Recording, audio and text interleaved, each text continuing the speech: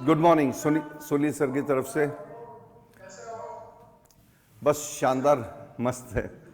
On good morning. Online में यही पंगा होता है, शक्ल तो दिखती नहीं है ना, और मॉर्निंग और इवनिंग चलती है। चलिए मैं एक साथ कलेक्टिवली बोलता हूं सबको, good morning one and all. Thank you.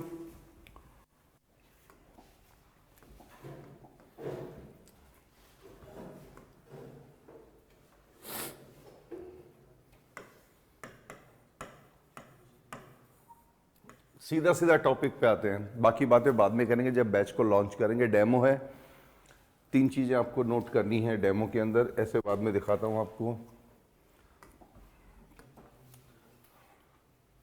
Number 1, presentation. जिस फैकल्टी से आप, आवाज आ रही है ना आप सभी को? Okay, right. डेमो कहीं भी लेंगे आप लॉ की बात मैं बिल्कुल नहीं करूंगा, क्योंकि मैं लेमैन हूं, उसमें मैं बात सिर्फ लैंग्वेज की करूंगा। अभी एडीजे लेवल की क्लासेस चल रही है, बहुत टफ पैटर्न है। शुक्र मनाइए आरजीएस में वो पैटर्न नहीं है, नहीं तो 5 ईयर एनएलयू वाले जो इंग्लिश मीडियम थ्रू आउट अपनी लाइफ से, उनको भी बहुत ज़्यादा प्रॉब्लम बनेगी। हाँ जी, इसमें एडीजे वाले भी इंक्लूड किया, बस उनको शाम को ही चलाएंगे सर। अभी तो 7-8 दिन तो अभी तो ठीक है, एडीजे वाले ले लें। नहीं, स्वागत है, लेकिन मैं जो बोलूँ वो मुद्दा बहुत ईमानदारी का होगा, है ना। एडीजे में क्या आता है आपके? ट्रांसलेशन आती है, प्रेसी आती है। दिक्कत कहाँ आती है ट्रांसलेशन में? आप कितने भी डिग्लॉट पढ़ लो, वो दोनों साइड डिग्लॉट लेके बैठ जाओ, गूगल लेके बैठ जाओ, आप ट्रांसलेशन करोगे वर्ड टू वर्ड ट्रांसलेशन होगा। आत्मा का, वाक्य के अंदर जो आत्मा दी गई है उसका ट्रांसलेशन होगा, न कि वर्ड टू वर्ड ट्रांसलेशन होगा। मैं आरजीएस वालों को फिर से कह रहा हूं, बधाई के पात्र हो आप कि आपके ट्रांसलेशन नहीं है। एडीजे वाली समस्या आपके साथ नहीं है, और ना आपके प्रेसी है। प्रेसी को कंप्रेस करना 2 पंक्ति के अंदर, सिर्फ 2 पंक्ति दे दूंगा, प्रेसी शाम तक कंप्रेस नहीं होगा। रीजन जानते हैं आप? आपकी इंग्लिश बहुत अच्छी है, बहुत अच्छी। I appreciate, I admire and adore. लेकिन दिक्कत कहाँ आती है? दिक्कत ये आती है कि बचपन में हमारे एक चैप्टर आना चाहिए ट्रांसफॉर्मेशन का। वो चैप्टर हमारे किसी भी स्कूल में नहीं है, सीबीएसई में भी नहीं है, राजस्थान बोर्ड में भी नहीं है, हरियाणा बोर्ड में भी नहीं है, और एमपी और छत्तीसगढ़ बोर्ड में भी नहीं है। खैर वो बातें हम बाद में करेंगे, कभी जब बैच को दोबारा से रीइंस्टेट करेंगे। प्रेजेंटेशन देखिए टीचर का, प्रेजेंटेशन में 3 पॉइंट आएंगे। नंबर 1, उसका ओरिएंटेशन कैसा है। इसका मतलब है कि वो जिस शब्द को भी छूता है, या जिस चैप्टर को छूता है, जिस टॉपिक को छूता है, चाहे डेथ पेनल्टी हो, कॉन्ट्रैक्ट का कोई इश्यू हो, आपके सेक्शन 304 है, कल्पेबल होमिसाइड पे कुछ लिखना है, पॉक्सो पे कुछ लिखना है, ज़्यादा गया तो atrocity, global atrocity on women पे कुछ करना है, उसका ओरिएंटेशन होना बहुत जरूरी है। ओरिएंटेशन से मेरा ये मतलब है कि वो यहाँ खड़ा होकर के जो बक देगा, वो आपके लिए इतिहास नहीं बना सकता। आपके लिए इतिहास उसके अंदर की वो क्वालिटी बनाएगी। उसको खुद को पता होना चाहिए कि मैं जिस चीज़ पे लिखा रहा हूँ बेसिकली ये चीज़ है क्या। जब एमएससीटी के ट्रांसलेशन हम करते हैं और एडीजे वालों को पढ़ाते हैं, तो हमें पता होता है कि किस तरह की समस्याएं आती है। इंग्लिश तो कोई भी जान सकता है, अंग्रेजी कितनों को आती है? हम इंडिया वाले इंग्लिश पे नहीं चलते हैं, हम इंडिया वाले अंग्रेजी पे चलते हैं। हमारी सबसे बड़ी दिक्कत ये। ओरिएंटेशन का मतलब है कि टीचर का खुद का अपना वैल्यू बेस्ड, जो उसका खुद का स्कूल करिकुलम रहा है वो कैसा रहा है। 25 साल करके आईआईटी पास आउट लड़के हैं, बीटेक सिविल हैं, बीटेक मैकेनिकल हैं, और वो जयपुर की कोचिंगों में, जोधपुर की कोचिंगों में इंग्लिश पढ़ा रहे हैं, जबकि उनका फ़र्ज़ था वो बिल्डिंगें बनाए, पुल बनाए, सॉफ्टवेयर बनाए, एक्सपोर्ट करें सॉफ्टवेयर पैकेज को, हार्डवेयर इंस्टॉल करें, लेनिंग करें, एंटी कॉलिशन डिवाइस बनाए सॉफ्टवेयर की। लेकिन नहीं, वो इंग्लिश पढ़ा रहे हैं। तो ये ओरिएंटेशन नहीं है उनके पास। आई डोंट सपोज कि उनके पास नॉलेज होगा। चलिए, सेकंड पॉइंट आता है ओरिएंटेशन के साथ में उसका एक्सप्लेनेशन कैसा है। चीज उसने अपने दिमाग में रख रखी है और वो आपको एक्सप्लेन नहीं कर पा रहा है। उसे तो बहुत शानदार आता है, बंदे को खुद को तो मान लो बहुत अच्छा आता है, वो खुद बहुत हाईली क्वालिफाइड है, पीएचडी स्कॉलर है लैंग्वेज में, लेकिन उसका एक्सप्लेनेशन क्या है? क्या वो संवाद जो संदेश पहुंचाना चाहता था इस मंच के जरिए या इस व्हाइट बोर्ड के जरिए, क्या वो आप तक पहुंचा सकता है इस इलेक्ट्रॉनिक बोर्ड के जरिए? ऑब्वियसली ये चीज़ आपको देखनी चाहिए डेमो के अंदर। थर्ड पॉइंट में अपन चलेंगे उसी बंदे का। अगर वो आरजीएस की इंग्लिश पढ़ा रहा है तो अलग पैटर्न होना चाहिए, और वो एडीजे की इंग्लिश पढ़ा रहा है तो उसका पैटर्न अलग होना चाहिए। इंग्लिश सेम है, मैं जानता हूँ इंग्लिश सेम है। दिक्कत क्या आती है, एडीजे लेवल में वॉकेब का पैटर्न बहुत स्ट्रिक्ट नहीं है। एडीजे लेवल में वॉकेब का पैटर्न स्ट्रिक्ट नहीं है। ऐसा इसलिए कह रहा हूं क्योंकि आप अगर कहोगे दुनिया का सबसे जघन्यतम अपराध माना जाएगा नारी शक्ति के खिलाफ कोई भी उसका शीलहरण करो, चाहे आप उसको अत्याचार करो, चाहे आप उसको प्रताड़ित करो, एट्रोसिटी। अब एडीजे वाले लिख देंगे कि एट्रोसिटी इज, एडीजे वाले तो लिख सकते हैं atrocity is a world truth, is a world truth, या वर्ल्ड अपोस्ट्रोफी लगा के बना सकते हैं, ये बना सकते हैं। लेकिन आरजीएस वालों के लिए फिर वो दिक्कत आ जाएगी, क्योंकि आरजीएस वालों में जो पेपर स्कीम सेट करने वाले उन स्कीम वालों को पता होता है कि मैं मोस्टली एनएलयू के 5 ईयर लॉ के स्टूडेंट होते हैं। अब वो वर्ल्ड्स लॉ को हो सकता है वो नंबर दें 2, और अगर किसी ने लिखा ग्लोबल ट्रूथ, वैश्विक सच्चाई है, एक तो विश्व की सच्चाई, विश्व सबसे बना रहे हो, और यही बात अगर आरजीएस के पेपर में स्कीम आती है तो आरजीएस में आपको लिखना चाहिए ग्लोबल ट्रूथ, यानी कि वैश्विक सच्चाई है।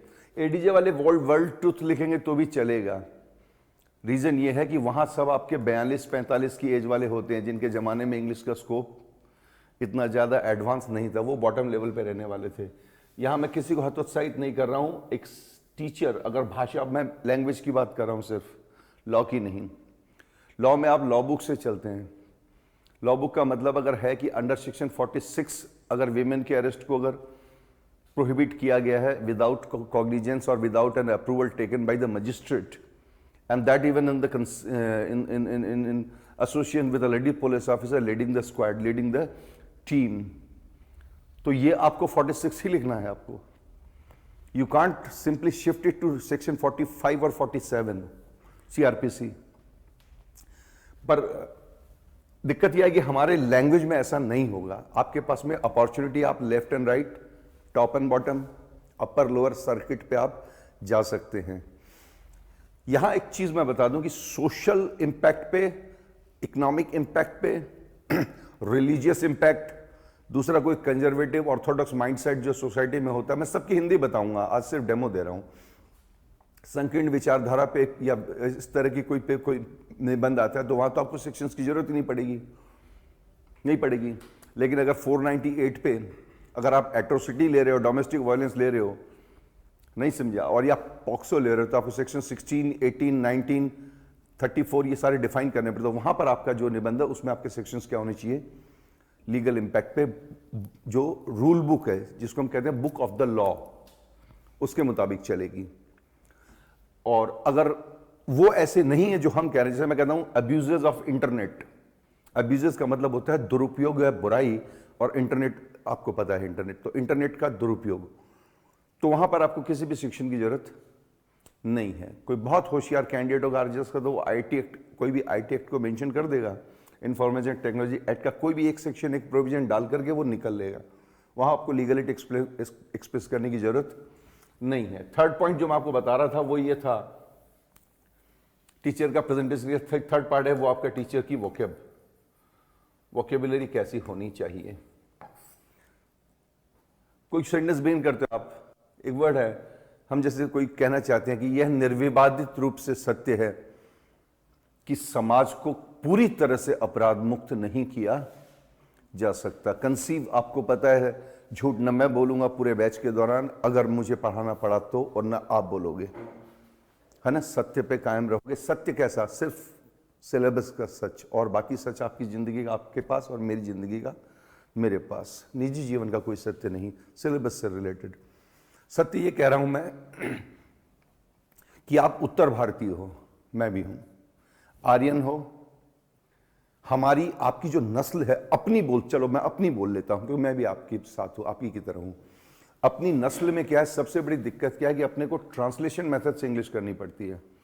हम चाहे सेंट लॉरेटो कॉन्वेंट से पास आउट हैं, चाहे सेक्रेड हार्ट से, या डॉन बॉस्को स्कूल से, या सेंट जेवियर से, doesn't make any sense for anybody, you know, if you are honest, dead honest in your opinion.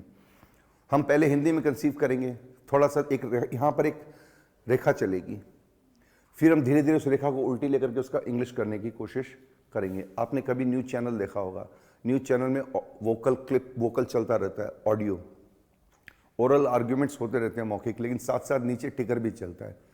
ऊपर भाषण दो रहा है टिकैत साहब का, अंजना ओम कश्यप का और संबित पात्रा का, कि क्यों नहीं दोगे एमएसपी, एमएसपी देने, अरे चुप हो जाइए आप। लेकिन नीचे चल रहा है भारत ने न्यूजीलैंड को 7 विकेट से हराया। समझ गए होंगे। तो ऐसा एक टिकर आपके यहां भी चलते रहना चाहिए एग्जाम में। कहां कोई लेना देना ही नहीं है, कहां तो लाइव एक डिबेट चल रही है एमएसपी पे, एग्रीकल्चरल फार्म लॉ को रिट्रीट करने के लिए, रिपील करने के लिए, एब्रोगेट करने के लिए, और नीचे टिकर चल रहा है जयपुर में सर्दी बढ़ी, तापमान 0 डिग्री पहुंचा, चूरू में मान लो। ये ओरिएंटेशन कब चलेगा आपका, ये सॉरी वोकेबलरी कब चलेगी आपके दिमाग में? 2 पैटर्न आपका, एक तो स्ट्रेट फॉरवर्ड पैटर्न जिसको हम कहते हैं एसएफ पैटर्न, मैं आपको आगे बताऊंगा, स्ट्रेट फॉरवर्ड, और एक होता है स्ट्रक्चर्ड यानी कि redesign, RD pattern. Straight forward pattern में उस वोकेबलरी का यूज करते हो जो कि आपको बचपन से सिखाया गया है, राइट। और रिकंस्ट्रक्शन या रीडिजाइन में वो करते हो जहां आप चीजों को मॉडिफाई करते हो, यानी कि तोड़ते हो मरोड़ते हो। इसमें 2 पैटर्न चलेंगे आपके, इसमें आपके 2 पैटर्न चलेंगे। एक पैटर्न आपका चलेगा प्रीफिक्स के साथ, जिसको उपसर्ग करते हो आप हिंदी में, और दूसरा चलेगा आपका सफिक्स के साथ, जिसको आप प्रत्यय कहते हो, ठीक है। एसएफ पैटर्न की जो वोकेबलरी है स्ट्रेट फॉरवर्ड पैटर्न की, मैं आरजीएस के कैंडिडेट को करूंगा कि वो ऐसा न करें। आप जरा सा रीडिजाइन करें अपने वोकेबलरी को। वोकेबलरी में वो वर्ड्स घुसाएंगे ना आप जहां आर्गुमेंट एंड एनालिसिस होगी सेकंड स्टेज में। ऐसे के कई एलिमेंट होते हैं, आपको आगे समझाऊंगा। पहला जैसे आपका होता है ओपनिंग स्टेटमेंट, जिसको आप इंट्रोडक्शन कहते हो, हिंदी में जिसे कहते हैं प्रस्तावना या आलेख। फिर वो चलता है थोड़ा थोड़ा 90-95 वर्ड तक खिसकता है, 8-9 सेंटेंस बड़े बढ़िया से उसमें बनते हैं, 3 कॉम्प्लेक्स बनते हैं, 2 कंपाउंड बनते हैं और 7 सिंपल सेंटेंस बनते हैं। वो भी बताऊंगा आपको। किसी को समझ में नहीं आया मैं क्या बोल रहा हूँ, सिंपल, कंपाउंड, कॉम्प्लेक्स, तो बिल्कुल भी भयभीत होने की जरूरत नहीं है, ठीक है। फिर जब आप इंटरनल सेगमेंट में जैसे ही चलते हैं, जिसको हम ऐसे का डेवलपमेंट कहते हैं, कि प्रस्तावना को हम लिखने के बाद में 9500 शब्दों में हम उसका विस्तृतीकरण देते हैं। उसमें आपको आरडी की जरूरत पड़ेगी। एसएफ का यूज आप केवल इंट्रो पार्ट जो आपका है उसे कर देंगे। फिर हम क्या करेंगे, अंदर चलेंगे, डेवलपमेंट को 2 स्टेज में बांटेंगे, argument and counter argument, for the motion, against the motion, प्रस्ताव के पक्ष में या प्रस्ताव के विपक्ष में, 2 चरणों में, राइट सर। उसका 2 पैराग्राफ हो जाएगा, एक पैराग्राफ ओपनिंग हो जाएगा, थर्ड में कंक्लूसिव आएगा। उसमें भी आपको बहुत शानदार वोकेबलरी लेनी है, क्योंकि जब आप अंत में जाते हो तो वो प्रवचन होता है। शुरू वाला तो बस ठीक ठाक है, वाद विवाद हो गया। अंत में देते हो आप, क्या देते हो, प्रवचन। प्रवचन से मेरा तात्पर्य वो नहीं कि लेक्चर दे रहे हो आप, प्रवचन से मेरा तात्पर्य कि आप अच्छी अच्छी बातों को सार के रूप में समर्पित करके अपने ऐसे से निकलने का प्रयास करते हो। सबसे मुश्किल दौर वही होता है। चक्रव्यूह की तरह, अभिमन्यु की तरह घुसना बहुत आसान है ऐसे के चक्रव्यूह में। जब आपको निकलने की बारी आती है ना 450 पौने 500 शब्दों के बाद, तब पता लगता है यार यहाँ फुल स्टॉप लगा दूं क्या, नहीं एक लाइन और लिखूं क्या, अरे इसमें तो अभी ये तो आया ही नहीं। अतः हम देख सकते हैं कि या अतः समाज को ऐसा कर देना चाहिए, अंततः हम इस निष्कर्ष पर पहुंचे नहीं कि। फिर वहां आप जो ओपनिंग लाइन करते हो ना, वो आपको उलझा देती है, और वो उलझाने के बाद में फिर आप ऐसा फंसते हो कि या तो आधा अधूरा फ्रेज बन के फुल स्टॉप लग जाता है, वर्ब आई नहीं, सब्जेक्ट आए नहीं, ऑब्जेक्ट आए नहीं, सेंटेंस बना नहीं, ना कोई क्लॉज है, ना रिलेटिव है, ना इंडिपेंडेंट है वाक्य के अंदर। संयुक्त वाक्य बनाना था मिश्रित बन गया, मिश्रित बनाना था साधारण बन गया, और फुल स्टॉप भी गलत लग गया। फ्रेज में फुल स्टॉप नहीं लगती एक्चुअली, तो आपको वो दिक्कत आएगी। ये सिखा देंगे हम आपको, देख लेना आप। वोकैब पार्ट में आपको थोड़ी सी हेल्प मैं कर दूंगा, थोड़ी सी हेल्प आप करोगे। एक्सप्लेनेशन ये तो मेरी तरफ से, ये क्योंकि मैंने खुद नहीं कहा कि भाई फैकल्टी कैसी होनी चाहिए। एक्सप्लेनेशन में इतनी देर में महसूस करके कोई भी कैंडिडेट जो आरजीएस दे रहा है 2021 का मेंस, या आरजीएस 2021 का मेंस दे रहा है, उस कैंडिडेट को इतनी देर में सुराग लग जाना चाहिए, खुशबू आ जानी चाहिए कि well this is the right kind of man that we were looking for since that we applied for the post. He is the one who can bail us out from this situation. ये मान लो आप सबके सब मुलजिम हो, आरोपी हो, और ये आदमी आपको बेल करवा देगा, गारंटी है। समझ रहे हो आप? बेल आउट का मतलब वही कह रहा हूं, फ्रेजल वर्ब जब हम पढ़ाते थे प्री में क्या कहते थे, बेल आउट का मतलब जमानत पे बाहर निकालना नहीं होता है।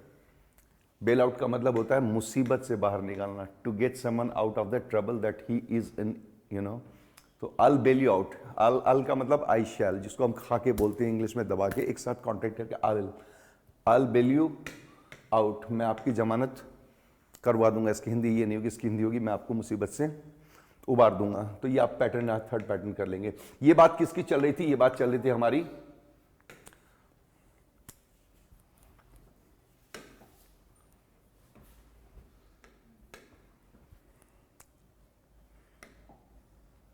कहाँ गया?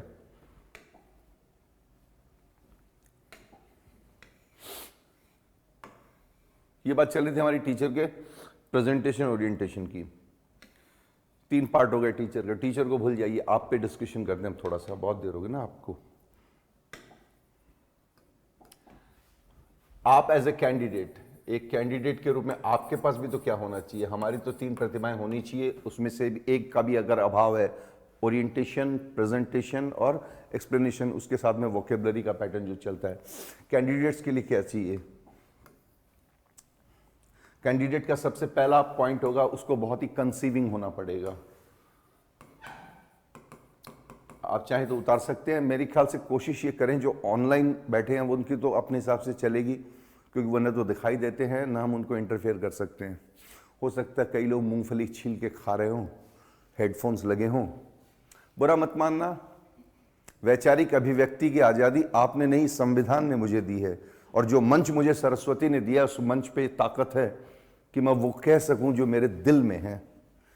तो आप मूंगफली खा के भी हो सकता है, राइट, देख रहे हो हेडफोन्स लगा के, लेकिन सामने जो बैठे होते हैं ना लोग, जिनको हम कहते हैं ऑफलाइन क्लासरूम प्रोग्राम के स्टूडेंट जो सामने होते हैं, उनसे मेरा निवेदन है कि सिर्फ देखिए, आप यहाँ पर उतारिए मत। आप उतारेंगे हेडफोन्स लगाकर ऐप पे जाकर के, जब आप उसको दोबारा देखेंगे। और मेरा एक लेक्चर हो सकता है आपको 3-3 बार देखना पड़े। प्लेबैक स्पीड जो है वो बढ़ा दीजिएगा, 1.25 या 1.5 पे स्पीड बढ़ा के, नहीं डेटा बहुत खर्च हो जाएगा आपका। तो डेटा भी कंप्रेशन बहुत जरूरी है। कंसीविंग का मतलब होता है कैंडिडेट को बहुत ही कंसीविंग होना चाहिए। इसका मतलब ये उसकी परिकल्पना शक्ति जो है ना, कल्पना शक्ति, वो बहुत तीव्र होनी चाहिए। अगर आप कंसीविंग नहीं है नेचर में, तो आपसे निबंध बन तो जाएंगे, पर वो गुणवत्ता नहीं आएगी उस निबंध में जो गुणवत्ता आनी चाहिए। The quality doesn't exist if you are not conceiving. So try to be conceiving in your nature. Imaginary की स्किल डेवलप कीजिए। आपकी इमेजिनेशन मेरा इतना वाइड एंड स्ट्रांग हो, इतना तगड़ा हो कि मैं हर चीज को इस तरह सोच सकूं जो कि हुई ना हो, या हो जाने वाली हो, या हो सकती हो नियर फ्यूचर में। बी आता है सिंक्रोनाइजेशन। ये आपके मोबाइल में भी होता है। आप डेटा एप्स वगैरह को, इनको क्या करते हो, फोन बुक वगैरह को रेगुलरली, अपने फोटोग्राफ को भी इंस्टा पे, गूगल पे, इन पे, ड्राइव पे सिंक्रोनाइज करते रहते हो। सिंक्रोनाइजेशन, एक साथ सब चीज़ों को लेकर के आओ। आप जब आपके दिमाग में कंसीविंग हो जाए ना, कोई चीज़ परिकल्पना के रूप में आ जाए, तो फिर उनको सिंक्रोनाइज करना शुरू करो। मंथन जो कहते हैं जिसे हम, राइट। सी में आएगा आपका choice of diction. Choice of diction, आप दुनिया का कोई भी वीडियो उठा के देख लेना, ऐसे का सीधा ऐसे खड़े होते हैं टीचर, सामने लिखा होता है। क्या दिक्कत कहां है इसे पढ़ाने में? इंडिया में हर कोई विद्वान है। Abuses of internet. Internet is world's greatest problem. कोई पढ़ा देगा इंडिया में इसे? ये जो पॉइंट लिख रहा हूं, अगर इंडिया के किसी भी गूगल पे, ऐप पे, किसी यूट्यूब चैनल पे मिल जाए, मैं पढ़ाना छोड़ दूंगा। ये मारकर ये रहा, घर चला जाऊंगा, खेती करूंगा। इसलिए कह रहा हूं क्लास की इंपॉर्टेंस को समझना प्लीज। डायरेक्ट मत पढ़ाओ, क्योंकि मैं तो किसी से भी कहता हूं टीचर को, डायरेक्ट कभी मत पढ़ाओ। बच्चों से पैसे लिए हैं तो उनको वो कीमत दो, नहीं आने वाली नस्ल जो है वो अपाहिज पैदा होगी अगर काम से, पेशे से गद्दारी किया दी। Choice of diction. डिक्शन आपको पता ही है दोस्तों, नहीं पता हो तो इंग्लिश का एक बहुत आसान तरीका है कि इसके पारिवारिक शब्द को खोज लो। For example dictionary. डिक्शनरी को अगर आप शब्दावली कहते हो, शब्दावली, तो नैरी को हटा दो, डिक्शन को छोड़ दो आप, तो ये आवली जो है ना, ये हट गया। तो डिक्शन का मतलब क्या हो गया? शब्द। चॉइस ऑफ डिक्शन आपके लिए बहुत इंपॉर्टेंट है, किस वर्ड को कहाँ चूज करूं, ठीक है ना। मैं छोटा सा एग्जांपल दूंगा, आप समझ जाओगे। चॉइस ऑफ डिक्शन से मेरा तात्पर्य कि दो तरह के लोग होते हैं जो चीजों को कहते हैं। कोई कहता है आई फ्रीक्वेंटली आस्क अबाउट समथिंग, जो भी इश्यू है, फ्रीक्वेंटली आस्क अबाउट। आस्क क्या है? वर्ब है, एक्शन वर्ब है। फ्रीक्वेंटली टाइम को बताता है। किसको को बताता है? टाइम को बताता है। आस्क में टाइम एलिमेंट नहीं होता है, इसमें आवृत्ति होनी चाहिए, राइट। वैसे फ्रीक्वेंसी एडवर्ब भी है, तो इसकी जगह आपको ये चूज ये करना चाहिए था कि आई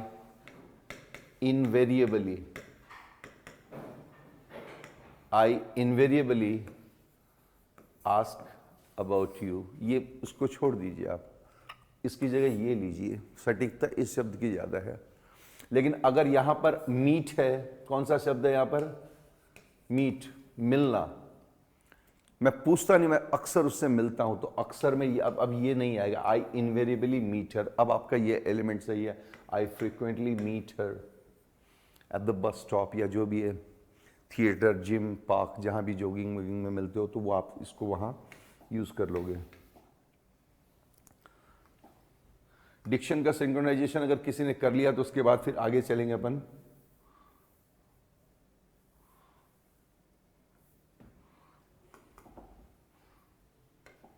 नंबर डी पे चलेंगे अपन, एडेंडा। ऐसे में एडेंडा बहुत जरूरी होता है। आप सीधा भी अगर आप कोई सिंपल से सिंपल सेंटेंस भी बनाओगे तो दिक्कत ये आ जाएगी कि आप इसको अप्लाई करोगे स्ट्रेट वे, तब तो मारे जाओगे इन द सेंस है नंबर कम आएंगे। मेरी भाषा पे ध्यान देना सर। मैं लैंग्वेज पढ़ाता हूं सर, और लैंग्वेज में एक शब्द का वो मतलब नहीं होता है जो मुंह से कई बार बोला जाता है, राइट सर। हिंदुस्तान में दिक्कत क्या है? दिक्कत ये, किसी को हम ये कह दें कि तेरी कैपेसिटी है, तू इस बॉक्स को उठा ले, 72 किलो का बक्सा है और 40 किलो कम से कम इसमें अनाज होगा, तेरी कैपेसिटी तो उठा ले, कोई बात नहीं, सब सही चला। फिर किसी को कहें हिंदी में, भाई तेरी क्षमता ना है, तो से ना हो धर दे ना, या जान धर दे, है ना, तो पे ना है जा क्षमता, तो बुरा नहीं माना बेचारा। कैपेसिटी में भी बुरा नहीं मानता, क्षमता में भी बुरा नहीं। लेकिन जब मुंह से उर्दू निकलती है, तेरी औकात है तो उठा ले। औकात कैसे बोली मेरी? व्हाट डू यू मीन औकात? Mind your language sir. हम पे ही आ जाते हैं। तो हमने उससे कहा, मैं भाई तेरे को इंग्लिश में कैपेसिटी बोला, तुझे बुरा नहीं लगा, तुझे हिंदी में क्षमता बोला, तुझे बुरा नहीं लगा, उर्दू निकल गई, औकात बोलते बस। तो औकात को इंडिया वाले सिर्फ वही समझते हैं, औकात, ये वाली औकात। जबकि औकात का मतलब हैसियत या क्षमता भी होती है। 50 लाख रुपए सालाना खर्च करना मेरे औकात से बाहर है। इसकी इंग्लिश कोई बना के दिखा दे, यही निकलेगा, spending 50 lakh rupee a year is beyond my capacity. Capacity निकलेगा तो फिर ट्रांसलेट, इसका मतलब क्या? ठीक है, ये इंडिया है, यहां कहते तेरा बाप घर पे है, बुरा मान गया, पिताजी बोलो, डैडी बोलो, पापा जी बोलो। वो बाप क्या होता है? फिर वो तेरे माँ बाप घर पे मिलेंगे, तो बाप माँ के साथ जुड़ते ही इज्जतदार हो जाता है, और अकेला बाप आवारा है, आपत्तिजनक है। आप समझ रहे हो मैं क्या कह रहा हूं? ये इंडिया है, आप बहुत सोच समझ के बोलना पड़ता है, और बहुत सोच समझ के बोर्ड पे लिखना भी पड़ता है। हादसे होते ही रहते हैं हम लोगों के साथ। एडेंडा में हम आपको एक चीज सिखाता हूं, चलिए मैं फिर से पेज पलटूंगा, ठीक है। एडेंडा से मेरा तात्पर्य यह है, आप या तो लिख सकते हैं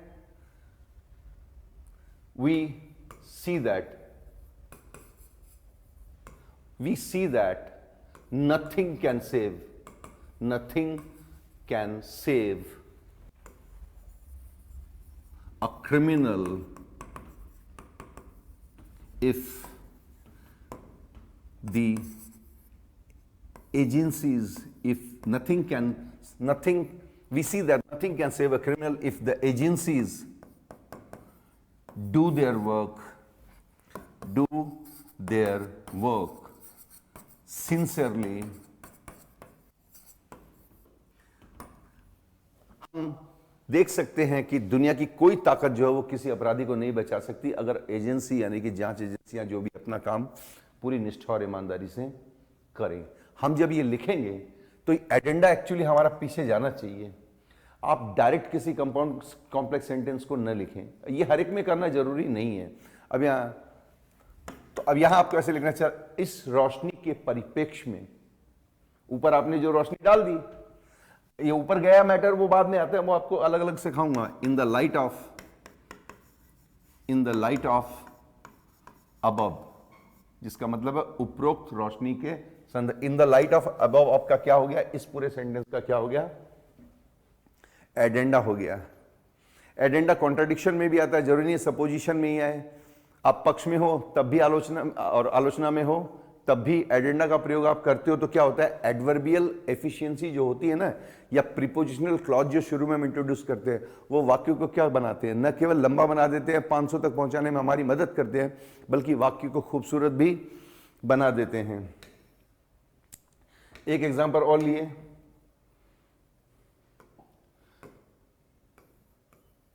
some experts believe that, कुछ विशेषज्ञों का यह भी मत है कि this will not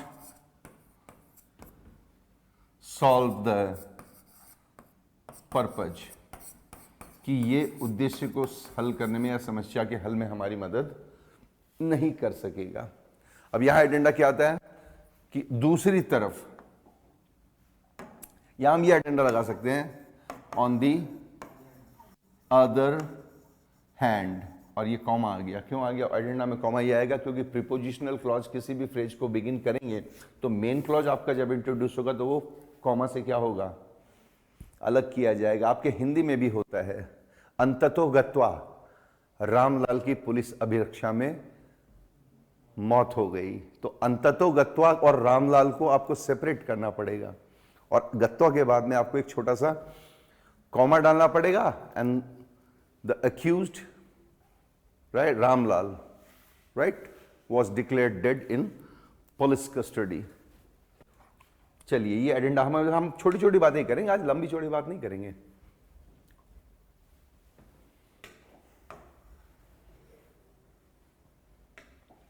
फिर चॉइस ऑफ डिसीजन के बाद में एजेंडा यूज करेंगे। उसके बाद में आपका आएगा नेचर, आपका आर्ग्यूमेंटेटिव पैटर्न। 10 में से 9 निबंध ऐसे होंगे जिनमें वाद विवाद तय है, राइट।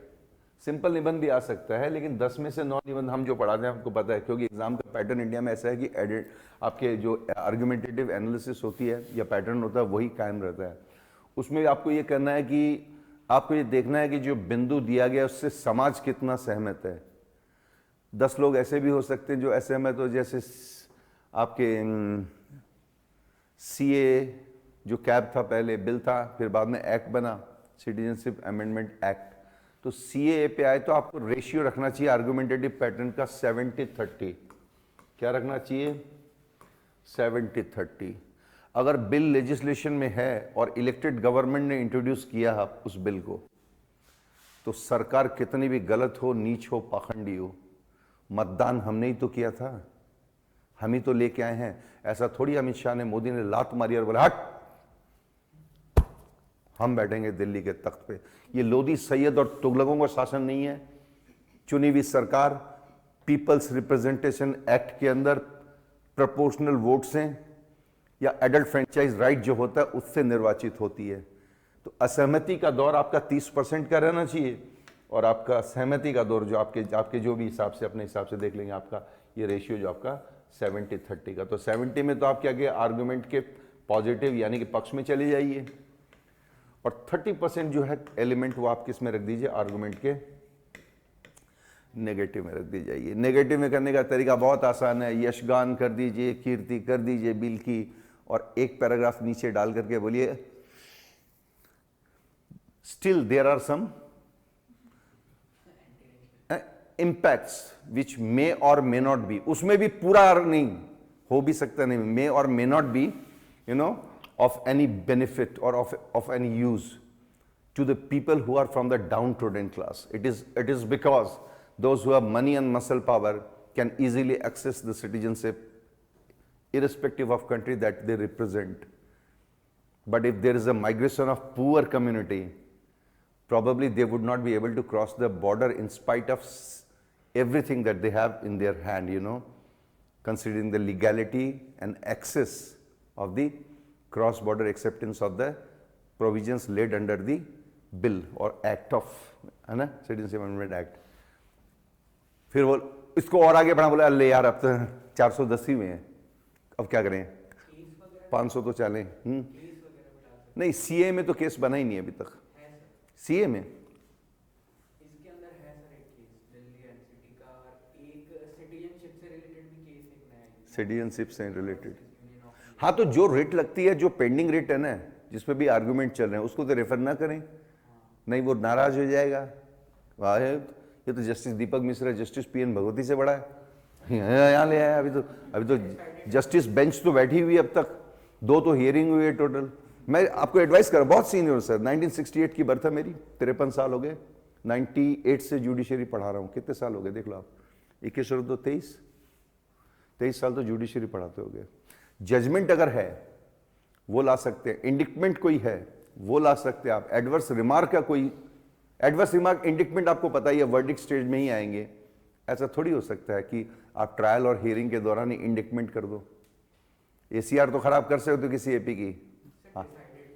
हाँ, वर्डिक्ट डिलीवर्ड जिसकी पीडीएफ बन गई हो, पीडीएफ से मेरा मतलब समझ रहे हैं, जजमेंट ट्रायल स्टेज पे तो पीडीएफ बनती ही नहीं है ना, तो इनडायरेक्टली समझा रहा हूं, पीडीएफ जिसकी बन गई हो ना मुकदमे की, वो तो आप ले लें रेलेवेंस में। नहीं, वो मानेगा नहीं, वो कहेगा तेरा लिखा हुआ अभी पलट दूंगा मैं, क्योंकि जजमेंट क्या पता तूने लिखा वो ना आए, हो सकता है खिलाफ आ जाए। Who knows what lies in the womb of the nib, you know, nib मैंने वो जो निब होती है इंक वाली ऑफ जस्टिस प्रिजाइडिंग ऑफिसर, क्या लिखता है नहीं लिखता पता नहीं। हमने तो ऐसे ऐसे सेशन जज को देखा है, हम खुद थे वहीं, और साक्ष्य पत्रावली उठा करके मारी एसीपी के मुंह पे, और क्या अब निकलो यहां से और कल से होमवर्क करके आना। और वो एसीपी पंखे चल रहे तो पत्रावलियां उड़ रही थी, यस यस यस, और वो एसीपी जो है जमीन से कागज उठा रहा था चुन चुन के, और लास्ट में चंद्रकला यादव की कोर्ट थी, सीके यादव मैडम थी, और यूं उछाला था पत्रावली को। उसी में भी ऐसा ही कुछ था जो आपका, जो हम जिसकी बात कर रहे हैं। तो आर्गुमेंटेटिव पैटर्न ये होता है कि आप 70-30 मेंटेन करेंगे, और जहां पर आपको लगे कि बात तो है ही, जैसे आप ये कैसे मृत्युदंड है, death sentence should be commuted, like revoked, suspended.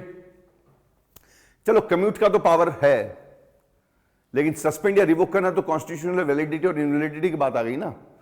तो ऐसे में उसमें तो 70-30 चलेगा, लेकिन outrage of the modesty of women, उसमें आप थोड़ी कह सकते हो कि 30% की, भाई अब जो थाई जीन्स लो पहनेगा, शॉर्ट्स पहन के रात को 10 बजे आइसक्रीम खाने निकलेगा, उसकी आउटरेज अगर होती है मॉडेस्टी की, तो that's not questionable bloody, it is because as you sow shall you reap, जैसा तुम करोगे वैसा ही तुम पाओगे। तो ये घर में तो बोलना अच्छा लगता है, मोहल्ले में चौक चौबारे में बोलना अच्छा लगता है, वहां पर आपको डबल जीरो दे देगा वो, बिल्कुल बिग 2, यू नो, और ऑस्ट्रिच वाले अंडे देगा, मुर्गी वाले बतख वाले अंडे नहीं देगा वो, आप देख लेना, मैं आपको बता, ऑस्ट्रिच के दोनों हाथ में एक उठता है कम वक्त, एक हाथ से तो उठा ही नहीं सकते अपन, क्योंकि outrage of the modesty of women में आप कितना भी असहमत हो, कौन किसी की बहन बेटी छोटे पैंट में आइसक्रीम खाने जा रही, स्कूटी लेके 4 लड़कों ने छेड़ लिया, आपने देखा, फिर आपको ये तो होना ही था, घर पे मंगा लेती है। आजकल तो स्विगी वाले जोमेटो वाले ऑनलाइन भेजते हैं, तेरे घर पे दरवाजे पे आके देके जाता, जाली खोल के ले लेती, गेट ही पूरा नहीं खोलना पड़ता, ले भुगत, और उसी को आपने क्या भावना को कॉपी पे लिख दिया। तो ये हो नहीं सकता। If you have let night chats, I have seen girls physically showing their last scene at 3:56 a.m. in the morning. They don't sleep even. They get frequently involved with the guys all around. And when there's a case of outrage of modesty, rape, date rape जो date पे ले जाते हैं, 3 साल पुराना दोस्त है, और वहां उसके साथ हादसा हो गया, तो why should she plan a date, she is also equally guilty. ये डबल जीरो आ गया समझ में? तो वहां अपन आपको डिफेंसिव नहीं रहना है, आपको वहां आपको क्या रहना है, ऑफेंसिव रहना है। मतलब पूरा 100 में से 100 आप उसके खिलाफ चलेंगे, 70-30 वहां नहीं चलेगा। जहां सामाजिक मर्यादा आती है, अस्मिता आती है, बहन बेटी की अत्याचार निवारण जैसा होता है, उस पे आता है, राइट। ऐसे तो ये कहते हैं हमारे घर की औरत रोटी तो ढंग से 4 चपाती गोल बना नहीं सकती, आप रिजर्वेशन देने की बात कर रहे हो। No, 30% reservation should not be allowed because women they are good for nothing. एक मेल डोमिनेंस अंदर आपके जाग गया, आप मर्द हो, रावण कभी जाग सकता है अंदर, कम उस दिन आरजीएस वाली क्लासरूम में न जग जाए, कोई सताए हुआ मर्द, कोई शादीशुदा आरजीएस से पिछले 6 साल से खुद के कमबख्त के ऊपर सेपरेशन लगा हुआ है और एलिमनी के केस चल रहे हैं उसके खुद के, और अगर नारी पे आ गया तो कहेगा, वो ये कहेगा नारी कल भी भारी थी, नारी आज भी भारी है, पुरुष कल भी आभारी था, पुरुष आज भी आभारी है। वो कहेगा नारी सबसे बड़ा सदमा है जिंदगी का। तो आप समझ रहे हो, तो पर्सनल इंपैक्ट इसमें नहीं आने चाहिए। देश का संविधान जो कहता है वो, नैतिकता जो कहती है वो, मानवीय मूल्य और संवेदनाएं जो कहती है आपके हृदय में चलने वाली, वो उद्गार मौखिक बनकर आपके यहां आएंगे, फिर शाब्दिक रूप से आप पिरो पिरो कर धागे में उनको लिखेंगे। क्लियर? चलिए, आर्गुमेंटेटिव पैटर्न में रहेंगे 70-30 का मैंने आपको बता दिया। फिर एक स्टेज और आएगी जहां आप करेंगे, वो आपके डेवलपमेंट में आएगी, नंबर एफ, जो डेवलपमेंट स्टेज है ना, मध्य का चरण। ऐसे को 3 भाग में बांटा जाता है, प्रस्तावना, आलेख शुरू वाला, फिर वो आपका विकास चरण, और फिर आपका उपसंहार, सारांश जो लेकर के आप अंतिम प्रतिवेदन प्रस्तुत करके निकलते हैं। तो ये डेवलपमेंट पार्ट में आएगा आपका। डेवलपमेंट पार्ट आएगा स्ट्रक्चर, स्ट्रक्चर और वाक्य का एम्बियंस कैसा है, स्ट्रक्चर एम्बियंस मैं सब हिंदी में बताऊंगा, आज से डेमो दे रहा हूं। मेरी हिंदी बहुत अच्छी है, मैं उत्तर भारत का हूं, राजस्थान का हूं, सीकर जिले का हूं, ठीक है। बाहर रहा हूं, बाहर पढ़ा हूं, ये अलग बात है, बाहर पढ़ा। इंडिया के 7 स्टेट्स में मैंने पढ़ाया है, 7 राज्यों में भारत में, जिसमें क्रिश्चियन स्टेट्स भी, जहां एक शब्द हिंदी का नहीं चलता है, पूरा लेक्चर, पूरी क्लास इंग्लिश में चलती है। स्ट्रक्चर एम्बियंस, एम्बियंस का तो मतलब होता है वातावरण या माहौल कैसा होना चाहिए आपके वाक्य का, और गठन प्रारूप आप किस तरह से वाक्य को करते हो। इस पर भी एक छोटा सा एग्जांपल दूंगा आपको, तो समझ जाएंगे आप। 2 तरीके से किसी चीज को बनाया, लिखाया, सोचा जा सकता है दिमाग में। There are only 2 ways. एक तो होता है सिंप्लिसिटी, सादगी। तो स्ट्रक्चर की जब हम बात करते हैं, स्ट्रक्चर में 2 तरीके होते हैं। पहला होता है सिंप्लिसिटी, और सेकंड होता है आपका ऑर्नामेंटल। ऑर्नामेंटल, स्त्रियां समझती होंगी ऑर्नामेंटल का मतलब, ऑर्नामेंट का मतलब आभूषण होता है ना, हीरे जवाहरात जो होते हैं। हाँ, इंग्लिश में एक चक्कर क्या है, इंग्लिश में चक्कर ये है कि गोल्ड सिल्वर है तब तो ज्वेलरी है, और डायमंड है, और आप समझ रहे आप, या एमराल्ड है, या सफायर है, और या पर्ल है, सच्चे मोती, समझ रहे आप, नीलम, माणिक, हीरे, मोती, ये तो ऑर्नामेंट्स हैं। और गोल्ड सिल्वर ये सब क्या है, ज्वेलरी है। प्लेटिनम वाली भी ज्वेलरी ही कहलाती है। सिंप्लिसिटी स्ट्रक्चर में आपके ये जो है, ये आपके ओपनिंग लाइन में हो सकती है, जिसको हम कहते हैं शुरू में इंट्रो। इंट्रो अगर आपका सिंपल भी रहेगा कोई बात नहीं, टेंशन नहीं, लेकिन डेवलपमेंट पार्ट जो है ना आपका, जो मैंने एफ में लिखा था आपका, वो स्ट्रक्चर आपका ऑर्नामेंटल होना चाहिए। इसको हम कहते हैं सजावटी। ऑर्नामेंटल मीन्स, वैसे तो इसका अर्थ आभूषण होता है, हम इसे लिखते हैं भावना से, इसका अर्थ होता है सजावटी। सजावटी का मतलब यह है कि आपकी भाषा में क्या होना चाहिए, सौंदर्य होना चाहिए। राइट सर, मेरी वाइफ को जिस दिन करवा चौथ को मैं देखता हूं तो छत पे जाता हूं, मुझे ये एहसास होता है, देखना पड़ता है मेरी वाली कौन सी है। आधे दिन में तो मैं पता लगा लेता हूं, 100 स्त्रियों में मेरी पत्नी दिख जाती है, 100 स्त्रियों में अनीता इधर आ, वो जियारी खुल गया, उसको बांध दे और सुन, 200 रुपए दे, वो उबर वाले को देने हैं। लेकिन अगर करवा चौथ पे मैं छत पे चला जाऊं, मेरी पत्नी एक ही दिन सस्ती समझती है, शायद ये भी एक गुनाह है मेरा। कोई मौखिक टिप्पणी किसी पे नहीं है, नो हार्ड फीलिंग्स। मैं पिता भी हूं, भाई भी हूं, बेटा भी हूं और पति भी हूं, चारों हैं रिश्ते मेरे। तो मैं उसको कह रहा हूं, तो ऐसा क्या कारण होता है कि मैं उस दिन उसको नहीं पहचान पाता? वो उस दिन कुछ अलग ही दिखती है, पता नहीं क्यों। तो उस दिन वो ये ऑर्नामेंटल हो गई। और सिंप्लिसिटी आपको पता है, ये 364 दिन बाकी की क्या रहती है? बहुत सादगी से रहने वाली महिला है, बहुत घरेलू महिला है, एब्सोल्यूट होम मेकर जिनको कहते हैं अपन। तो ये 364 दिन और ये एक दिन, तो आपको तो एक ही दिन मिलेगा ना आरजीएस में। एक दिन क्या 2 घंटे मिलेंगे मुश्किल से? नहीं, ज्यादा मिलेंगे। मेंस में 2 घंटे है। तो आप थोड़ा ऑर्नामेंटल बनाएंगे लैंग्वेज को। मैं आपको एग्जांपल दूंगा सिंप्लिसिटी का। पहले आपको सिंप्लिसिटी का एग्जांपल देता हूं। देखिए सिंप्लिसिटी से मैंने एक बैच में बनाया था, यहीं केडी में ही, वही आपको दिखा देता हूं। आप में से कोई प्रेजेंट नहीं था इसमें, इसलिए बना देता हूं।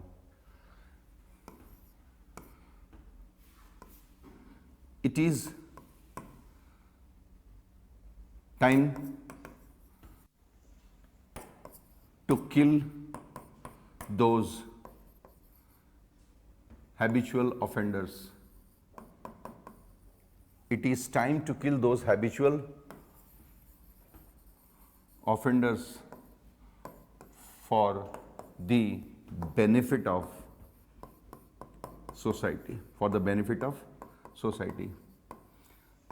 अब यही समय है कि उन पेशेवर अपराधियों को मार डाला जाए ताकि समाज को उसका या समाज हित में मार डाला जाए।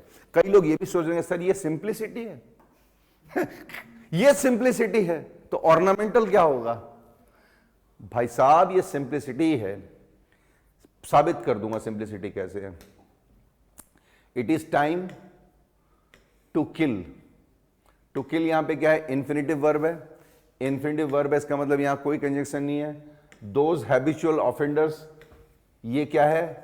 संकेतवाचक सर्वनाम है, ये विशेषण है और ये संज्ञा है। ये फिर से अवयव बोधक प्रीपोजिशन आ गया, ये बेनिफिट फिर से नाउन आ गया, ये प्रीपोजिशन और फिर से नाउन। सिंप्लिसिटी इसलिए कह रहा हूं क्योंकि इस वाक्य में कहीं भी कोई भी संयोजक का प्रयोग नहीं है। ये एक सरल वाक्य है, वन सिंगल सिंपल सेंटेंस। अब आप इसको कॉम्प्लेक्सिटी में लेके जाइए जहां ये सजावटी बन जाए यही सेम वाक्य। तो एक तो अनम्यूट कीजिए, सॉरी म्यूट कीजिए। आरजीएस की क्लास में आपसे निवेदन है, जो भी आपके RGS offline online distance learning programme में है, कई बार हमें यहां सब्जी वाले की भी आवाज सुनाई देती है, टिंडी भिंडे गाजर। वो क्यों होता है आपको पता होगा। एक दो बार तो कबाड़ी भी आ गया था। पीपल, प्लास्टिक, पीतल, लोहा, पुराना सिलेंडर, गैस ठीक करा लो। आप डिस्टर्ब ना हो, मां कसम हम डिस्टर्ब हो जाएंगे। टीचर को जिसके पास लैंग्वेज है, मैं मेरी बात कर रहा हूं, 90 लोग पढ़ा देंगे, उनको कोई मतलब नहीं है। पीठ दिखा के पढ़ाना तो साइंस पढ़ाना, और आमने सामने पढ़ाना तो लैंग्वेज पढ़ाना। इसको लेके चलते अपन किस में? ऑर्नामेंटल में। ये इसको चाहिएगा। It is time now. हाँ बोलिए, कोई भी आप लोग बनाना चाहो तो बनाओ, साथ दो। नाउ द टाइम हैज कम। ठीक है, बन जाएगा। फिर कंजंक्शन क्या लगाएंगे आप? एलिमिनेट तो वर्ब है। Now the time has come, come तो आपकी वर्ब हो गई, हैज आपका परफेक्ट टेंस बन ही गया। अब आगे दिक्कत क्या आएगी? नाउ से बिगिन करोगे तो आप when, which, while, before, after, unless, until use नहीं कर पाओगे आप। एडवर्बियल क्लॉज जब भी सेंटेंस को ओपन करते हैं आगे कॉम्प्लेक्स कंजंक्शन नहीं आ सकते। नहीं समझे आप?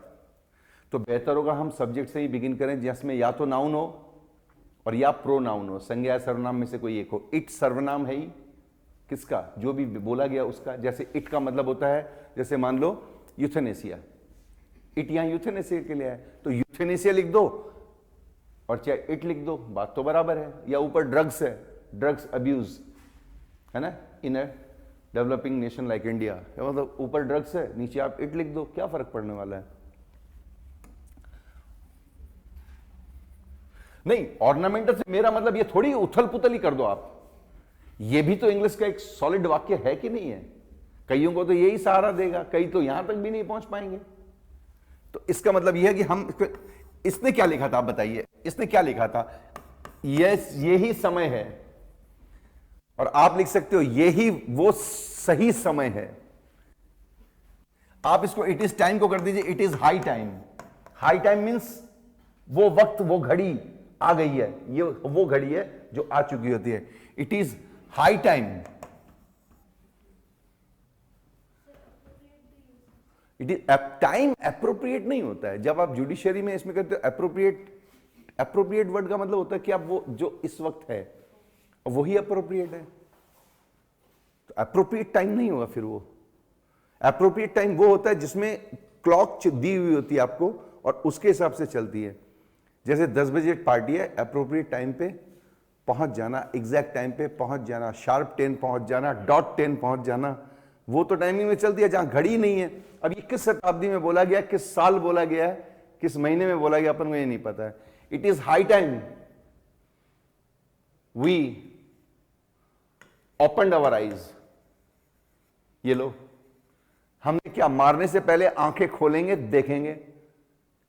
अब वो घड़ी आ गई है कि हम जाग जाएं। समझ रहे हो आप? ये ऑर्नामेंटल हो गया। It is high time we opened our eyes. और मार डालें, हम किल यूज ही नहीं करेंगे फिर भी कम वक्त मारे जाएंगे और बुरी तरह से मारे जाएंगे, जिंदगी खत्म हो जाएगी इनकी। And eliminated. अब आप बोलोगे एलिमिनेटेड क्यों आया, ओपनड क्यों आया? मन में सवाल आएगा। इस देखो उन्होंने हां कर दिया। हाँ, कई लोगों के मन में भी आ रहा है, अरे यार क्या पढ़ाएगा ये, आंखें पहले ही पास्ट टेंस में खोल दी और पास्ट टेंस में ही मार डाला, जबकि अभी तो मारा ही नहीं है। सर, हम इस धंधे के पुराने मगरमच्छ हैं। इसी में सिखाया जाता हूं आपको। It is time, right time, it is high time के अंदर वाक्य सपोजिशन में होता है, हुआ नहीं होता है। हम ऐसा मानते हैं, और मानते हैं तो इसकी हिंदी होगी, हाँ, ऐसे कभी नहीं होगी इसकी हिंदी कि अब ये सही समय आ गया, हम अपनी आंखें खोलते हैं और मिटा डालते हैं। नहीं, हम अपनी आंखें खोले और मिटा डाले। हिंदी में खोले और मिटा डाले, पास्ट टेंस में हिंदी में भी देख लीजिए आप। राइट? तो it is high time we opened our eyes and eliminated. किनको? दोज, उन वैसी दरिंदों को, जानवरों को। दोज वाइल्ड मीन्स जंगली बीस्ट्स। पॉक्सो के अंदर जो कोई गुनाह करता है, मेरी नजरों में आप उसको क्रिमिनल कहते हो, एक्यूज कहते हो, फिर बाद में कन्विक्ट कहते हो, कभी कभार यूटीपी कहते हो, जब तक फैसला ना हो जाए। फास्ट ट्रैक में तो आपको यूटीपी कितना, 2 महीने 3 महीने कहना है, 2.5 महीने में तो या तो एक्विटल है और या कन्विक्शन है, डेथ पेनल्टी है। तो ये हमारे लिए क्या है? ये हमारे लिए जंगली सुअर के बराबर है, जो फसलों को उनको रौंदते चले जाते हैं और सभ्यताओं पर पीछे कालिक और एक दाग छोड़ जाते हैं। तो it is high time we opened our eyes and eliminated those wild beasts who, जो, विच का प्रयोग क्यों नहीं कर रहा हूं? पीछे कहोगे जानवर है, संदर्भ में जानवर है। हम बात करें किनकी? पेशेवर मुजरिमों की, जो कि इंसान है, और इंसानों के लिए हु क्या करते हैं?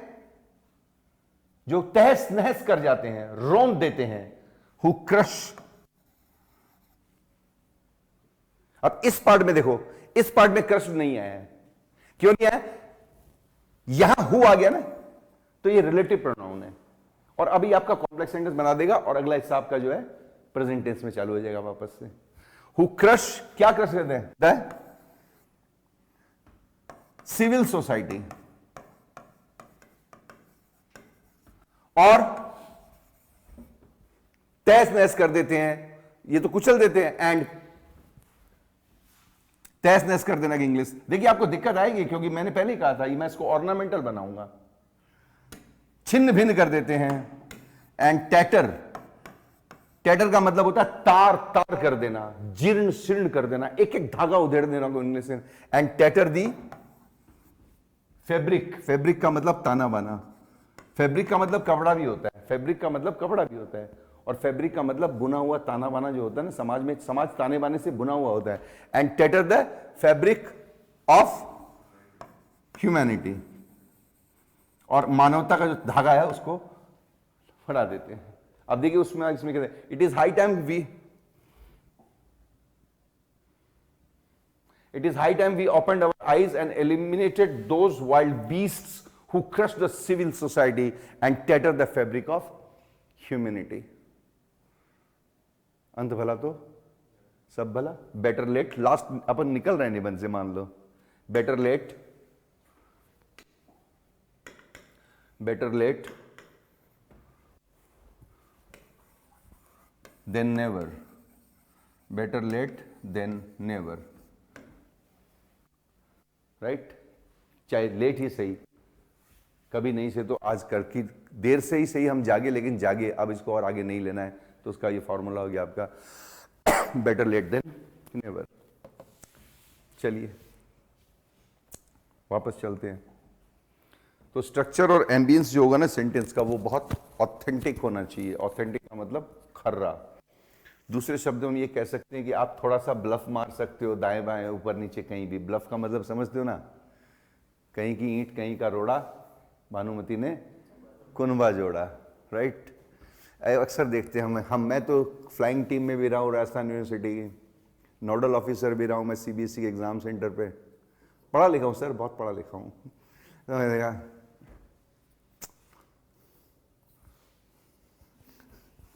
100 शब्दों में लिखना होता है किसी रचना को. इंग्लिश मीडियम के बच्चे होते हैं ऐसे. यूनिवर्सिटी के फ्लाइट में श्रीमाधोपुरी कॉलेज में गए हम, स्टरलाइट रिंगस के उधर. ये स्टरलाइट आपके रिंगस में पड़ती है.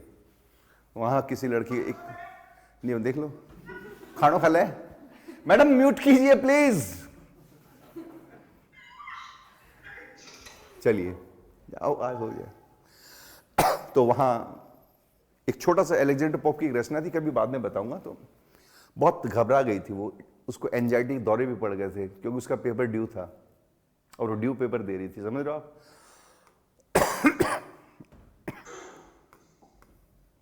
एफ में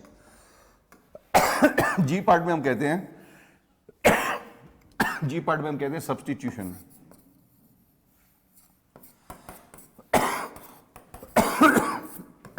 एक चीज लिख रहा हूं, ध्यान से देखना इसको.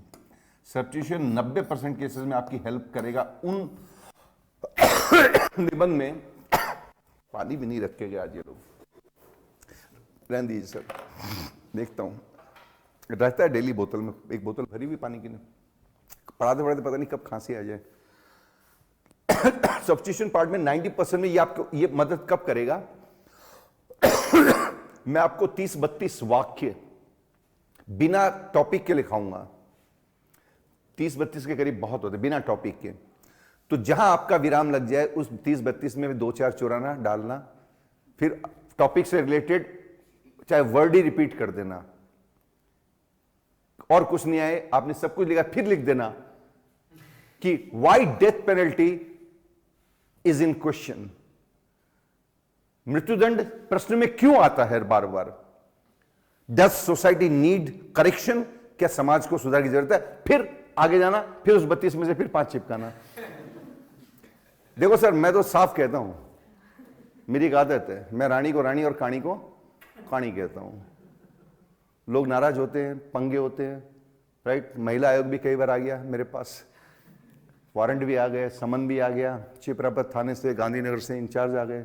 सुनील सर अब तो चलो यार, 5वां समन है. मैं भाई नहीं, NBW लेके आ तब जाऊंगा. क्लास में कह दिया मैंने, कुछ मर्यादित था, संविधान की गरिमा के अंदर था, लेकिन उनको अच्छा नहीं लगा. किसी को कह दिया, हेडफोन चल रहे थे, यूट्यूब देख रहे थे आगे बैठ करके. एक लीड तो थी वो छोरे के कान में और दूसरी थी छोरी के कान में. बैंक का बैच था. मैंने खड़ी हूं, मारूंगा कान के नीचे, निकल यहां से. अगले दिन वो महिला आयोग चली गई कि मेरी घनघोर बेइज्जती हुई है. घनघोर बेइज्जती क्या हुई है? बेइज्जती तो तब होती है जब हम अनर्गलर बोलते हैं.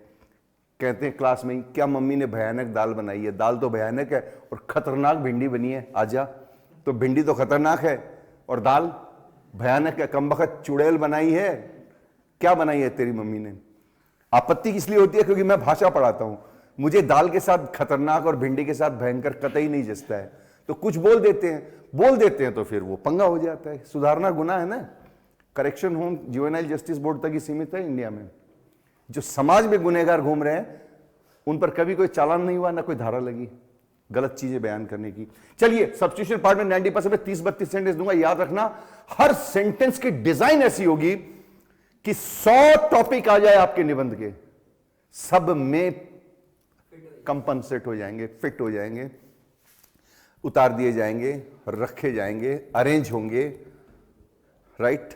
वो आपको तय, देखो उस दिन ये विवेक आपका होगा कि यार उनको कब लाना और कहां लाना है। ऐसा नहीं खुशी खुशी में ही पहला ही वही कि बोल हाँ ठीक है ना, क्योंकि हाँ इस देश में आरजीएस भी बनने के लिए जो जाते हैं तो पहले भैरू जी के हाथ जोड़ के निकलते हैं, सरस्वती मां के हाथ नहीं जोड़ते हैं। आरजीएस की परीक्षा भी भैरू बाबा के, और दिल्ली पुलिस के हवलदार की परीक्षा भी भैरू बाबा के। एक बंदा कह दे वो सरस्वती को नमन करके जाता होगा, बुरा मत मानना, खरा कहेंगे बॉस, खरा एकदम। हम मैं भी तो यही कहूं सीकर जिले का, मेरे खुद के खेत में ही है भैरू बाबा, बालाजी भी हैं कुएं पर, हम भी बहुत, मैं सनातन धर्म का हूं। ये सब्स्टिट्यूशन में वो 90% फिट करेंगे। और इसमें भी एक चॉइस आपके, एक और एक्स्ट्रा चॉइस आएगी, इसमें भी एक्स्ट्रा चॉइस ये आएगी, वो है आपके कोटेशंस। क्या बोला मैंने? QUOTA, और टाइम हो गया यार। कोटेशंस, उम्मीद करें कि हिंसा, चोरी, बलात्कार, डकैती छोड़ने के बाद, हिंसा, चोरी, बलात्कार, डकैती, वायलेंस, रॉबरी, थेफ्ट और रेप, इन 4 के अलावा दुनिया का कोई भी निबंध आ जाए टॉपिक पे, आप कोटेशन लिख करके उसकी शुरुआत कर सकते हैं। नारी की अगर outrage of the modesty of women है, बलात्कार नहीं, मान चलो रेप नहीं है, 375 पे अकेले कभी निबंध नहीं आता है, राइट। नारी अश्लील चित्रण निरूपण पे आ गया, या आपके outrage of the modesty of women जो आपके सेक्शंस में होते हैं उसमें, या नारी की गरिमा पे ही निबंध आएगा, the dignity of women in India. तो वहां आप क्या करते हैं, एक तो आपके पास ऑप्शन है कि डायरेक्ट लिख दें कि mother is the most lovable word in the world, women are respected across the nation, और एक आप लिखते हैं कि ये लाइन मैं बाद में लिखूंगा, मैं पहले कुछ और लिखूंगा। क्या लिखूंगा? मैं पहले ऐसे लिखूंगा कि मैं एक अवतरण चिन्ह दूंगा और फिर इसको मैं ऐसे लिखूंगा, T कैपिटल, H कैपिटल, फिर T कैपिटल, फिर R कैपिटल, फिर T कैपिटल, फिर C capital. The hands that rock the cradle rules the world. Rules the world. कोई हाथ अगर पालना झुला सकते हैं, पालने की डोरी झुला सकते हैं कोई हाथ, तो वक्त आने पर वही हाथ क्या करते हैं? पूरी दुनिया को अपने बंधन में या अपने ताकत में समेट सकते हैं, उस दुनिया पर शासन कर सकते हैं, पूरी दुनिया चला सकते हैं। अब सवाल यह है, पालना कौन झुलाता है? पिता तो नहीं झुलाता होगा, है ना। हमने तो गीत भजन में भी सुना है, नंद लाला कान्हा झुलावे यशोदा पालना, ऐसे नहीं नंद बाबा झुलावे पालना, हमने तो आज तक नहीं सुना। Nand Baba is doing some other duty and Yashoda Maa, she is rocking the cradle as per the Hindu mythology, given to us, in Krishna Leela and all. अब यहां पर आपको क्या करना है, ये लिखने के बाद में ऐसे फुल कॉलम देना है। मैं तो अलग इंक ले रहा हूं, आपको तो उसी इंक में लेना है, और फिर लिख देना है विलियम शेक्सपियर। ये शायद शेक्सपियर का ही है, फुल स्टॉप देने की जरूरत नहीं, विलियम शेक्सपियर नाम है, नाम में फुल स्टॉप वगैरह नहीं लगाएंगे। और ये लो, और ये आपका यहां खत्म हो गया। अब आइए उस प्रसंग पे जो प्रसंग आपको लिखना था, right. The word mother,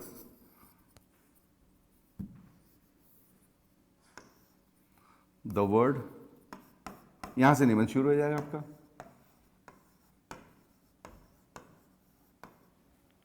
the word mother, मां शब्द में एक अजीब सम्मोहन होता है, एक अजीब जादू होता है। The word mother has a spatial charm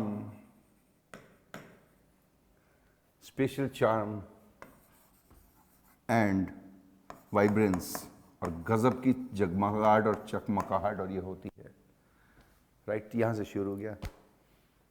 और अगर औरतों पे अत्याचार है तो कई हमारे वकील बंधुओं का पहला वाक्य क्या बनता है? Women are sexually harassed everywhere. मेरे भाई, सेक्सुअल हैरासमेंट तीसरी लाइन में ले ले, चौथी लाइन में ले ले, क्यों ओपनिंग बिगाड़ रहा है भाई? तो मैं किसी की आलोचना नहीं कर रहा हूं, मैं देखिए, मैं फिर से कहता हूं, जो पढ़ना आपको पढ़ोगे, जिनको लेना एडमिशन इंग्लिश के बैच में लोगे, वो मेरी लुकआउट नहीं है। एक हो तो 100 हो तो, मैं 1800 की मेंस पढ़ा गया हूं, 1800 कैंडिडेट, ऐसे 8 प्लाज्मा चल रहे थे, 32 एसी लगे हुए थे, 32 एयर कंडीशनर। 1800 लोगों में 5 एसी 4 एसी नहीं हो सकते, 32 एसी लगे हुए थे, और ऐसे 8 प्लाज्मा, 6 बाउंसर भीड़ को कंट्रोल कर रहे थे। ईश्वर की शपथ खा के कह रहा हूं। तो मुझे संख्या से कोई मतलब नहीं है, लेकिन अगर मुझे कोई चीज लगी हमारे वकील बंधुओं को ये कहूं, तो आप कितने भी काबिल वकील हो और आप बहुत जल्दी आरजीएस भी बन जाओगे, लेकिन मेरे से ऊपर नहीं। मेरे तो आप छात्र ही रहोगे ना, स्टूडेंट, क्योंकि देखिए आपके पैर जमीन को छू रहे हैं और मैं प्लेटफॉर्म पे खड़ा हूं, तो आपसे 1.5 इंच 6 इंची से ही मैं ऊपर हूं। देख लो, आप खुद देख लो, मैं लकड़ी के प्लेटफॉर्म पे हूं, मेरा कद भी आपसे ऊपर है, आप अभी खड़े भी हो जाओगे, कितने ही लंबे हो, 6 फीट 5 इंच के भी हो, तो मेरे तो शायद नीचे ही रहोगे आप, क्योंकि मैंने तो 6-8 इंच का तो प्लेटफॉर्म ही ले रखा है। तो मेरे कहना था, वकील साहब कोई बुरा ना माने अपने टीचर की बात का, मैं बहुत अच्छी तरह से पढ़ाऊंगा, बहुत शानदार। जी sir, sir sir sir sir sir thank you sir, thank you. अभी जैसे मेरे मुंह से निकल गया, भावनाओं में एक वर्ड इंग्लिश में ऑब्सेशन एंड कंपल्सन। तो हम भी कभी कभी क्या आते हैं, ऑब्सेशन पढ़ाते पढ़ाते कोई अच्छा वाक्य बनता है, बच्चों को समझ में ज्यादा आ रहा है, तो हम भी क्या होते हैं, जुनूनी हो जाते हैं। तो कहने हमारे कोई वकील मित्र, मित्र ही तो बोला है, डायरेक्ट लिख देंगे कि sexual harassment at work place is a serious crime. ये आप उसमें लिखें सर नीचे, पहले विषय को इंट्रोड्यूस करें। और बुरा है ना, मैंने तो कुछ अपशब्द नहीं, मैं तो ऐसे ही बोला कि वो कोई लिख देगा, अच्छा हुआ जिक्र कर दिया, कोई नहीं ले। अब तो पहली लाइन में सोचेंगे टॉपिक क्या है, सेक्सुअल हरासमेंट, चौथी लाइन में आएगा, एक बार भी नहीं लिखना है, सर ने मना किया था। तो अच्छा ना, आपके लिए तो अच्छा है, वार्निंग मिल गई आपको, नहीं समझा? अरे आप मौके पे मौजूद हो और फिर अगर पुलिस वाली अगर डॉग वैन आ गई, डॉग वैन आकर के और फटाफट 4 लड़कों ने आपकी स्कूटी डाल दी ट्रक पे और ले गए, पार्किंग गलत है इसलिए, अगर मौके पे हो, आपको पता है, आप अगर स्कूटी को टच एक उंगली से भी छू लोगे ना, एक उंगली से, कानून क्या कहता है, एक उंगली पर आपकी स्कूटी पे रखी हुई है, तो आपकी स्कूटी को हाथ नहीं लगा, कितनी भी इलीगल पार्किंग में खड़ी हो, लेकिन आपकी उंगली का स्पर्श नहीं, आपके जिस्म का स्पर्श नहीं है स्कूटी में, तो आपकी स्कूटी उड़ जाएगी। लॉ समझो आप, कितनी भी इलीगल पार्किंग में खड़े हो, आप सनी देओल अगर आपकी उंगली लगी हुई तो वहां चला जाओ मुन्ना, गायब हो जाएंगे वो। तो मेरे कहने का मतलब समझो आप, मेरा टाइम हो गया इसलिए, है ना, 2 मिनट एक्स्ट्रा दे रहा हूं आपको। इसको आप लिखें, आगे क्या लिखना है वो मैं बताऊंगा। कई लोगों के मन में 2-4 और लिख दो ना, इंट्रोड्यूस करो ना निबंध को, मैं कराऊंगा ना, आप थोड़ी सी तसल्ली रखो। मेरा नाम सुनील सर है, ठीक है सर, और मैं थ्रू आउट इंग्लिश मीडियम हूं और हिंदी मीडियम खूब पढ़ाई है, और मेरी ऐसे के अंदर शायद हो सकता है मुझे इतना ज़्यादा अच्छा लगता पढ़ाना, क्योंकि मैं बैंकिंग के ऐसे जो आते हैं पीओ वगैरह में, इनमें वो मैं सालों से पढ़ा रहा हूँ, और डिस्क्रिप्टिव पेपर जो है लेक्चरर ग्रेड में आते हैं तो बहुत सालों से मैं पढ़ा रहा हूँ, जुडिशियरी में भी आते हैं, बहुत सालों से पढ़ा रहा हूँ। सीसेट पढ़ा गया हूँ, दिल्ली मुखर्जी नगर रह के आया हूँ मैं 3 साल बत्रा सिनेमा के ठीक सामने मुखर्जी नगर कैंपस के अंदर। So I am bound by principle and you are bound by law. मैं सिद्धांतों के बंधन से बना हूं और आप कानून के बंधन से बने हो। Alone law cannot support you, alone principle cannot support me. Let's have the combination of principle and law together at the same time, at the same platform called KD Advanced Law Career Institute. Thank you very much for the day. Decide.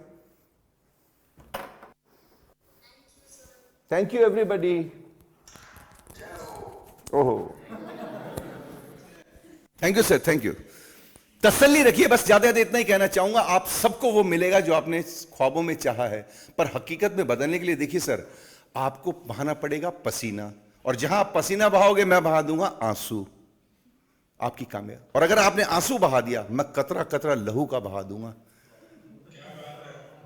ये यार ये भी जोड़ सकते हैं अपन, अरे ये भी लिख सकते थे अपन, कोई बड़ा ऐसे आए तो। किस पे बताऊं? छात्र जीवन और अनुशासन, उस पे आ जाए, उस पे लिख देंगे। टेररिज्म, आतंकवाद, देश के सरहदों पर हमारे सिपाही रक्षा करते हैं, राइट। हम थोड़ा सा भी आंसू बहाएं तो वो हमारे रक्षा के लिए पसीना बहा देते हैं, और ईश्वर न करे हमारा अगर पसीना छलक जाए तो लहू की एक एक बूंद जो है वो निछावर कर देते हैं राष्ट्रहित में। और हमारे नेतागण ये सिक्योरिटी वो सिक्योरिटी ये आतंकवाद केवल वार्ता करके लौट जाते हैं, और 5 साल बाद नतीजा ढाक के 3 पात। ये तो ऐसे बना सकते हैं चाहे तो। कहते हैं मौखिक शब्दावली जिसकी अच्छी होगी ना वही तो कल्पना करेगा। आते ही मैंने एक वर्ड लिखा था, आपको पता है, कंसीव करना। कंसीव कहां से होगा? पहले आप हिंदी में कंसीव करोगे, वो इंग्लिश में बन जाएगा। Take care, bye bye, good day.